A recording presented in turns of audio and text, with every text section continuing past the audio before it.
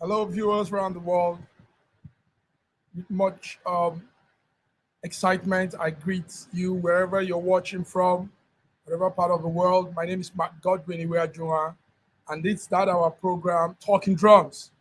Talking Drum is an expression platform where we discuss all things that pertains to human endeavors, human relationship, everything human.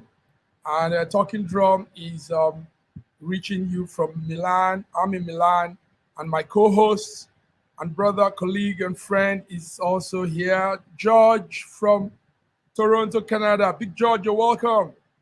Thank you so very much, Massive Mark. And I just want to welcome viewers from around the world. Welcome to our show today. Thank you, George. Yes, welcome to the show. George, a lot is happening. Talking Drum today, 18th of April, we're looking into something that is really, really critical. And that is mainly focusing on Nigeria because the past 4 or 5 months, Nigeria has been going through a lot concerning politics and the existence of Nigerians. The politics, the election brought out a lot of cankerworms. The election brought out some issues that were hidden before. And one of such is political party using blackmail, threats, intimidation to to coerce people into following them or accepting the results of that the sham election. George, we are seeing it in all angles. We are seeing it even in Europe. The LP presidential candidate came to Europe sometime last week to spend time with his family in UK. And right there at the airport, he was harassed, he was detained, he was interrogated. And we know, he lives in the UK. He has always been to the UK. So how come it is this time that he's a presidential candidate and all this is happening? Now, we're also seeing more of such in Nigeria, inside Nigeria. A lot of pastors that have been speaking out that probably have been aligned, maybe their speech aligns with the Labour Party presidential candidate. Now they are being blackmailed. This morning, one of them I follow, he's a friend somehow, and he's been blackmailed for something he never did. And he has to now go to court, face the police and all this.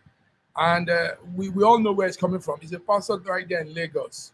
And we have other pastors too going through different blackmailing, intimidation, threats. People are going through threats. George, so this is what we're talking today on Talking Drums. I don't know what your views are on this, George.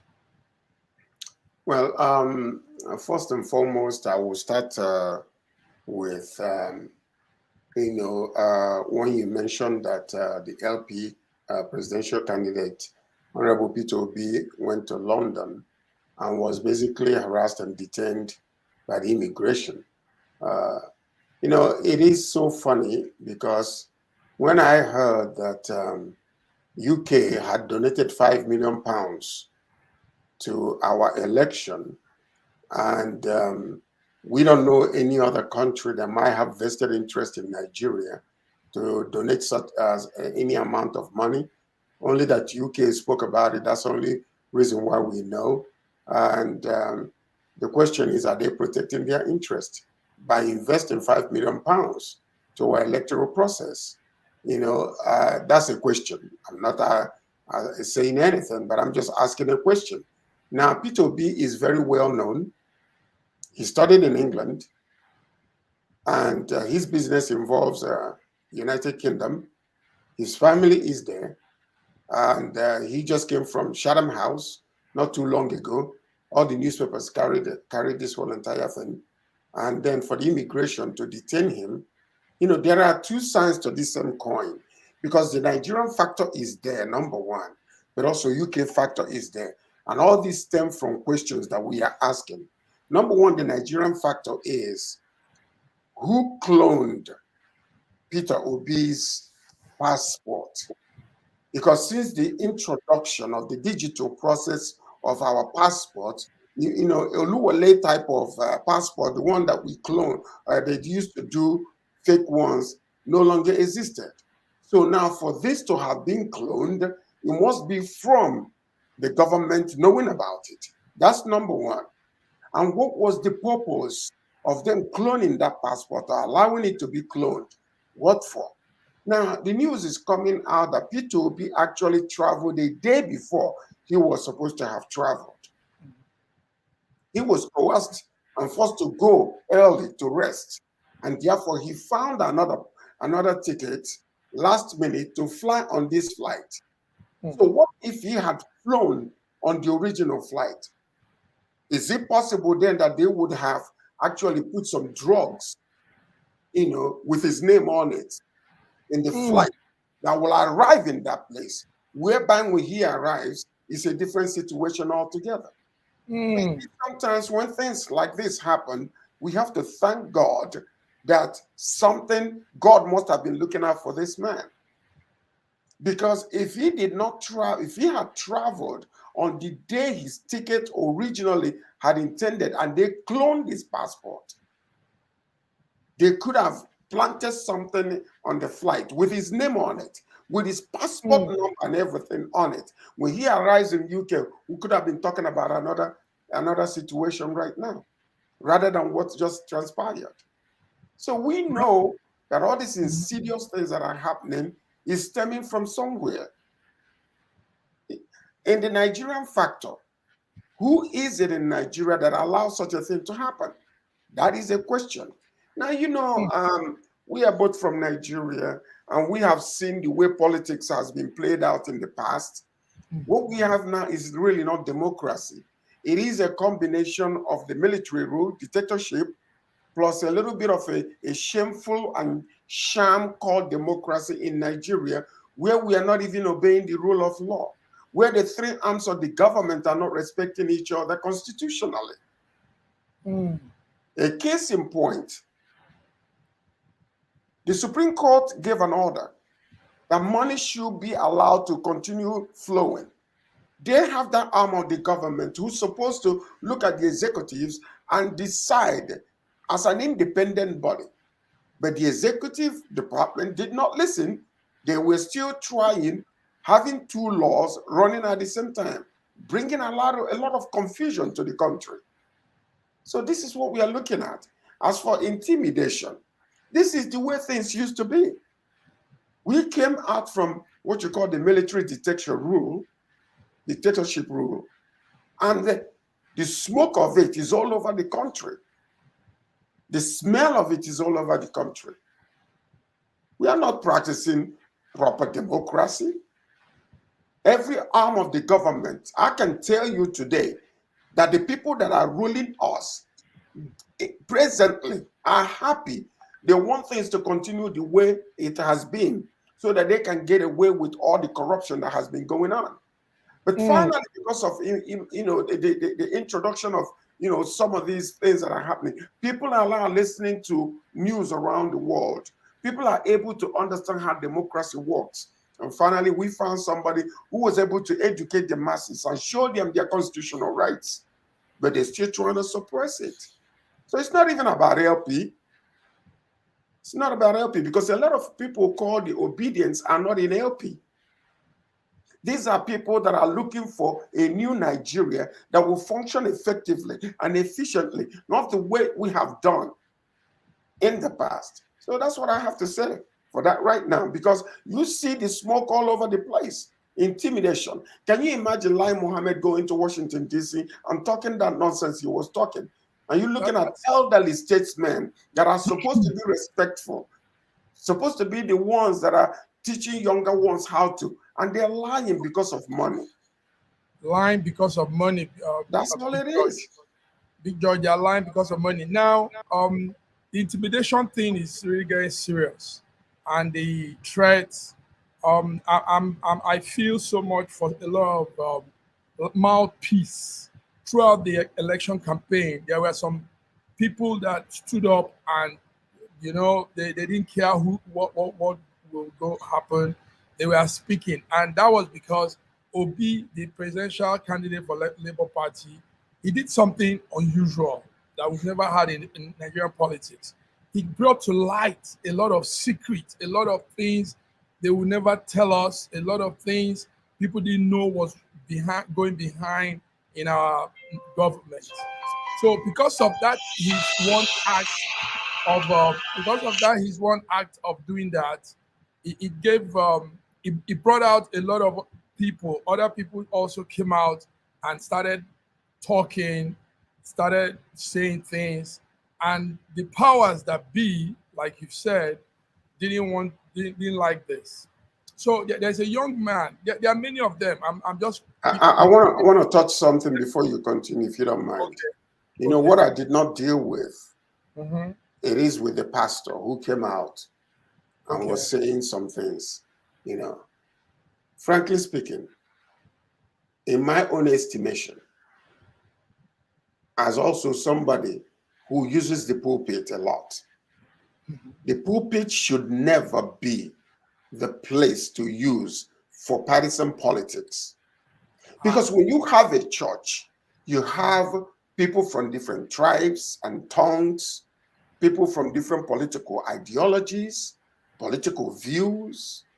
I don't think that any pastor should come on the pulpit and begin to announce who they want, or directly or indirectly, they want to win the election. Politics, yes. Your view ought to be your own view, but the pulpit should not be that place. That is my own personal opinion. I live in North America, and I see a lot of people, I call them political pastors, and I have seen them go up, go down based on what things that they have said.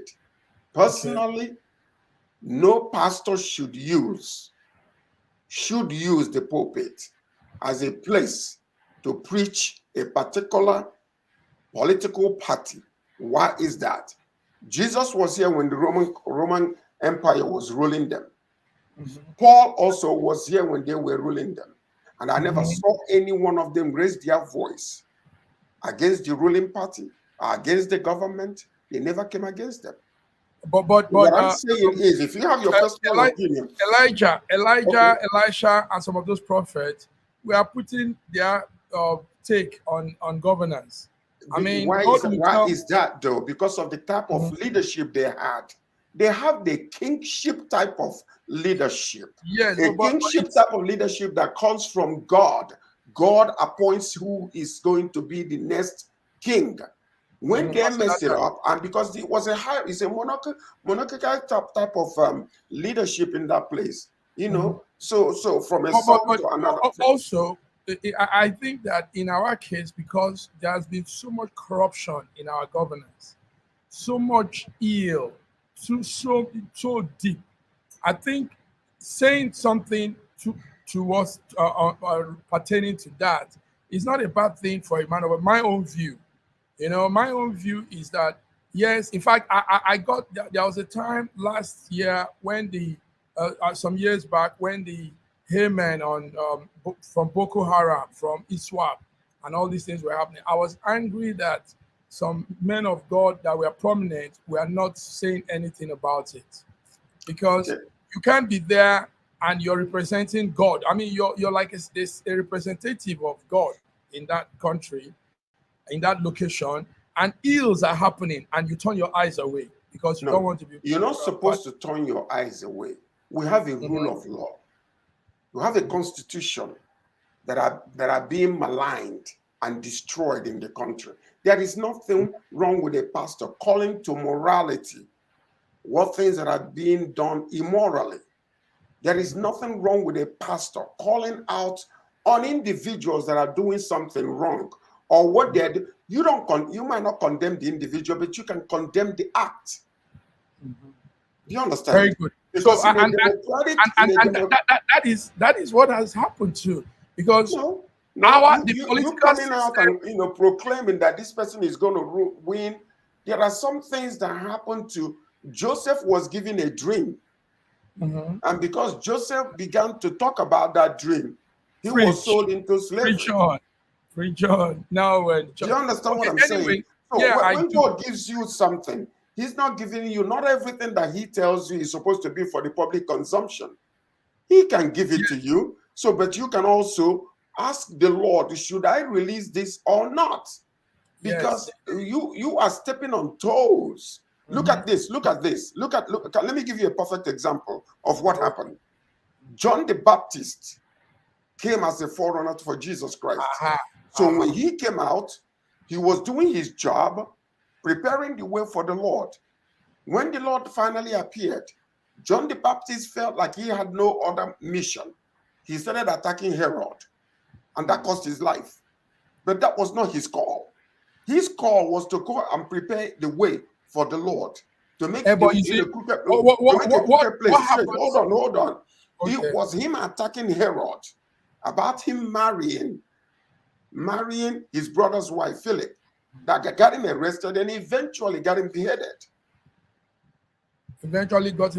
Now, when you're a true servant of God in that case, I mean, your conscience, you can't be there and you see this ill happening and you just want to put your eye. Your conscience will really pound on you.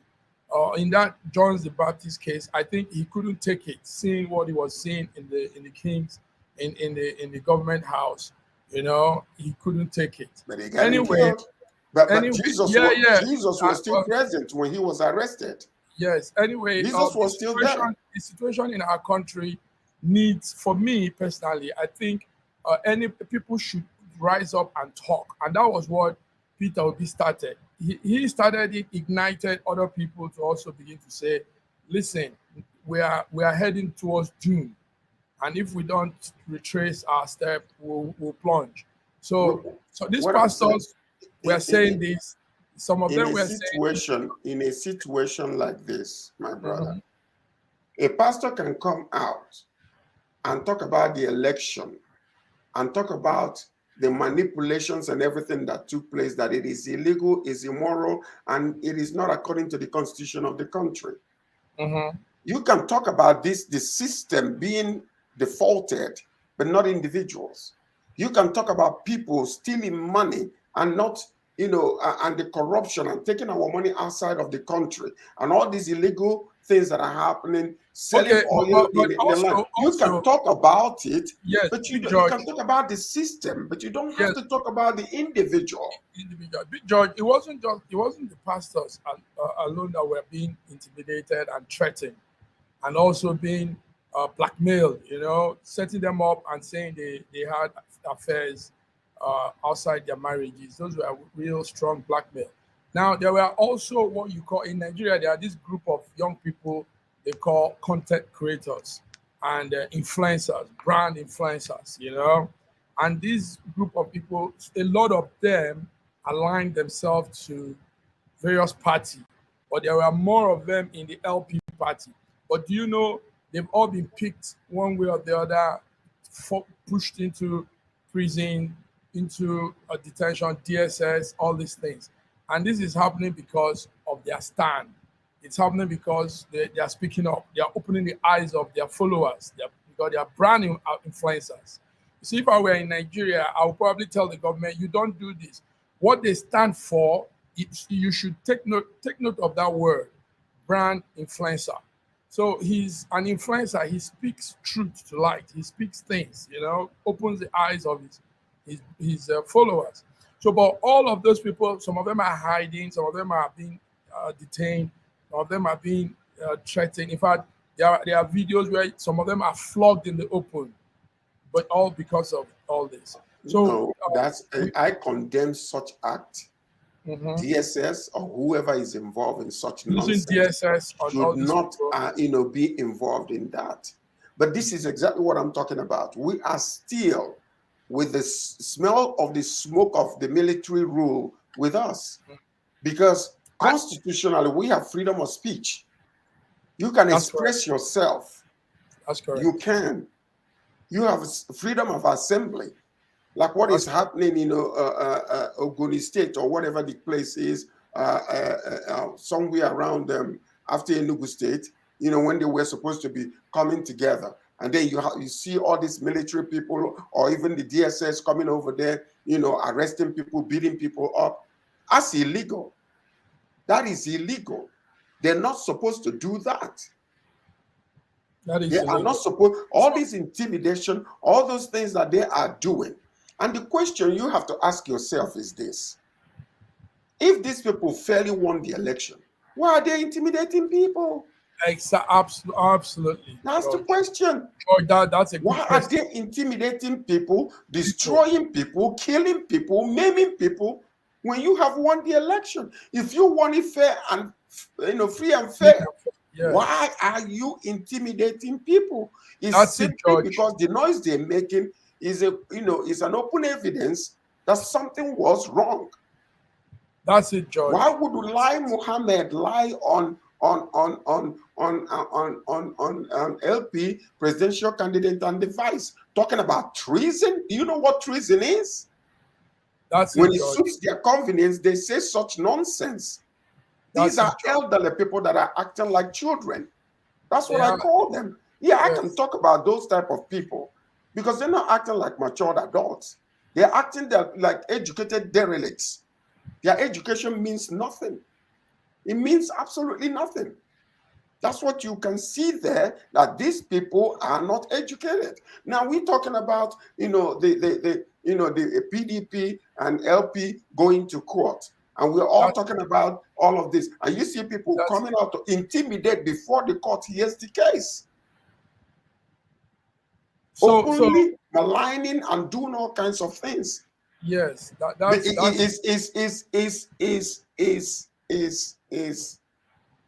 Is Lai Mohammed working for Buhari,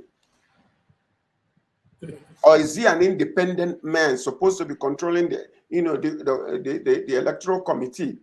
okay. You're talking You of see, because they're supposed to be independent. Mahmoud Yakubu. Yeah, yeah, Mahmoud yeah, Yakubu. yeah. Mahmoud Yakubu, another liar that we have seen, which begs the question I've been asking. Why are the imams not rebuking that man for lying openly? Does Muslim religion allow people to lie openly when they see it because it suits their convenience? So Because if it is a Christian who is lying like this openly, with all intensity and all just open lying again and again, stacking up lies and doing a different thing altogether, Christians would have come out to condemn such a person. So my question is, the imams that are in the Muslim religion, how come they did not come out to rebuke these people that are lying openly when they know it? how come they didn't come out to rebuke these That's people that's that the line up? question. That's the That's the question. same way I can talk about the pastor that he had no business going openly to talk about certain things. The imams also ought to come out and rebuke such people if they call themselves Muslims, if they're practicing Muslims, because they are lying openly in the face of everybody, making the world to laugh at us. That ought That's not to be. it's a very serious situation, George. George, on top of that, also, I just talked about the influencers, the brand influencers, the pastors, some key notable, noble figures in Nigeria talking. But listen to this. There are some on the other side. There are other um, Nigerians that are saying things that is equal, that equates to what the other people are saying from the other side. Do you understand? But nobody is threatening them. Nobody is intimidating them. Nobody is blackmailing them. Nobody is arresting them with DSS. Do you understand That's what I'm exactly saying? right. So You see that what I'm begs the saying? question. You see what I'm saying? That So begs the you have question. like Shoyinka, Wale Shoyinka, great man, but he has said so many things too. And some of these things he said, if the opposite camp says that, they'll pick them up, they will That's harass right. them, they will shut them down. That's You right. know? And you have so That's many right. other people too on this other side that are saying things and getting away Worse with it. than what these other people are saying. Keyamu, that the lawyer Keyamu, the minister of state for employment, that didn't perform well. He didn't do anything in his office. He's saying more outrageous things. The other man also, one-time minister of aviation, is saying far more things also, but nobody's checking on them. Nobody's shutting them down. The media spokesman for the APC team is saying far more things too. So it's not balanced. That's what we're saying. Yeah, It's because not you fair. see the unfairness there. The unfairness is quite open. It is quite open. Because, and that's why I say that Nigerian democracy is a sham. And that is the reason why I'm even saying why these, what I call allied countries that are watching us, fighting for us to go in, to do democracy. Finally, the bimodal system was brought forth in order to have an open, free, and fair election and spend billions of naira to institute and to implement this situation. And yet it was nothing but a waste. They found a way to manipulate the system in order to look at what is happening with River State. They gave River State to Tinubu. Did they not? But what is happening now? It's all coming out in the open. It's So coming the out in the question open. is, It's all coming these out. mutilated, ballot papers and all that, I experienced it physically. I saw it when I was, with Jonathan's campaign team. I saw what was going on. So these are things that used to happen and nobody says anything. But finally, because of this telephone, because we can, do things just on time, we can be able to discover all these nonsense that they are doing in our country. It is no longer business as usual. But shamefully, we are adopting it, we are allowing it to happen. Why? Shamefully, we're adopting it, we're allowing it to happen. Now, we need to check into our constitution and know that a lot of these threats, intimidation, blackmail, all of these things are also constitutionally written, and they shouldn't be. There are cases for it. There are cases for all this. So, but George, I want to come back to what you started with.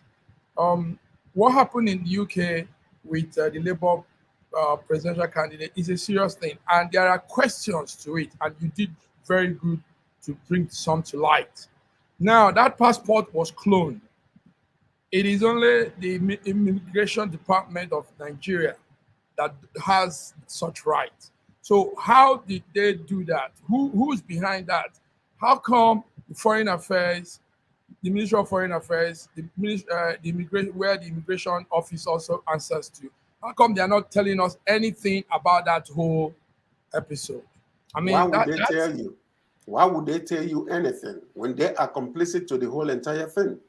Why oh would they dear. tell you anything when they are taking laws into their own hands? Why would they tell you anything when they are part and parcel of the whole entire corrupt system in the country? Why would they come out and speak upon themselves? The point is that what happened on that day was God saving that man because of the purity of his heart. Because what they had planned on doing with that cloned thing was to put that man in a place where it would take years for him to get his neck out of it. What their But intention was, good thing, what their, Obi doesn't give people his traveling bags. He's, yeah, but still, look at this though. Look at this. As much as that is the case, it is now for you to go to court and begin to, you know, bring yourself out of the whole Out. entire situation. While the news is all over the world, look at what happened. Look at what's going on, even with this particular small thing. All of a sudden, but if they did not know that it was God that saved that man, because what they had intended on doing with this whole entire thing was to plant something in that man that would have taken years for him to get out of, because it's under the law. That's what they planned on doing. You see? So the question is, who did that? There is no accountability in Nigeria. There's no accountability. Go ahead and call the man who is in charge of immigration, or whoever that might be responsible for this type of situation. For them to have done that, part of the bullion money has already been transferred to their account. Yes. Because if not, why would they have the impetus to go and clone somebody's account? What are they cloning his passport for? Can you beat that? And let me tell you something else. British people need to come out openly and make sure that they clean their own slate, because it looks smelly on their part. Yes, it looks very smelly. Yes, George. Yes, George. It looks very smelly on their part. No, this thing we should be able to, George. I think we will come up with a communique from our own corner here on Talking Drums. We're going to put out a communique because this should not be swept under the carpet. This should it should not. We should really get to the depth of this. That's right. UK government, how come? That means we're not safe. Nobody is safe. How come a man that lives and travels, goes back and forth to the country, all of a sudden, because he's now a presidential candidate and these other people don't like him, how come he's not being stopped at the airport and told? Now, let me ask you a question. What if people did not start crying out and shouting and wondering why was he? Yes, that was what saved him. Why was it? What could have happened? What could have happened? That's the question. This is serious. It is very, very serious. We need to put our eyes on looked into.